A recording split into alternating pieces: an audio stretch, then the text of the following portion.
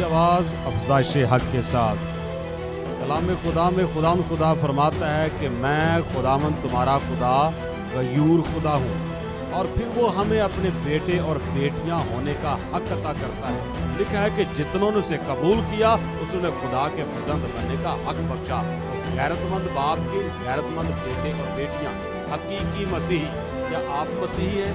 क्या मैं मसीही हूँ? क्या वाकई ही हम हकीकी मसीही हैं, या सिर्फ मसीही खानदान में पैदा होने से मसीही होने का लेबल मेरे और आपके ऊपर लगा हुआ है?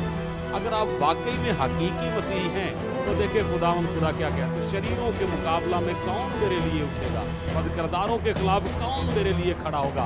यकीनन मैं और आप सब खुदा के नाम की गैरत रखते हैं, लेकिन कलाम खुदा में लिखा हुआ है, रसूल फरमाते हैं, क्योंकि मैं उनका गवाह हूँ कि वो खुदा के बारे में गैरत तो रखते हैं लेकिन समझ के साथ नहीं।